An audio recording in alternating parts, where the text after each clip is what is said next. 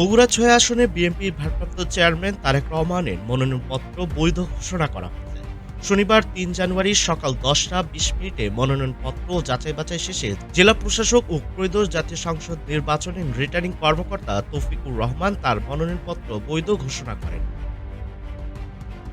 Returning officer Toufiqur Rahman বলেন, তারেক রহমানের মনোনয়নপত্র যাচাই-বাছাই করা হয়েছে এবং কোনো ধরনের ত্রুটি পাওয়া যায়নি। তাই তার মনোনয়নপত্র বৈধ হিসেবে ঘোষণা করা হয়েছে।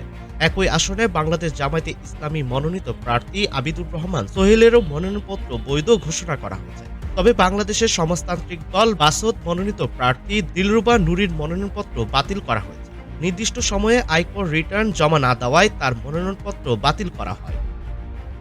গত সোমবার ২৯ ডিসেম্বর দুপুর ২টা ২০ মিনিটে রিটার্নিং অফিসারের কাছে তারেক রহমানের পক্ষে বগুড়া ৬ আসনে নির্বাচন সমন্বয়কারী জেলা বিএনপি সভাপতি রেজাউল করিম বাদশাহ মনোনয়নপত্র জমা দেন। ত্রয়োদশ জাতীয় সংসদ নির্বাচনে বগুড়া ৬ আসনে তারেক রহমান প্রতিদ্বন্দ্বিতা করছেন। ১৯৯১ থেকে ২০০৮ সাল পর্যন্ত সব জাতীয় সংসদ নির্বাচনে বগুড়া ৬ আসন বিএনপির দখলে ছিল। এর মধ্যে ১৯৯১ থেকে ২০০৮ সাল পর্যন্ত ৪ বার সংসদ সদস্য হন সদ্যপ্রয়াত বিএনপি চেয়ারপারসন ও সাবেক প্রধানমন্ত্রী বেগম খালেদা জিয়া।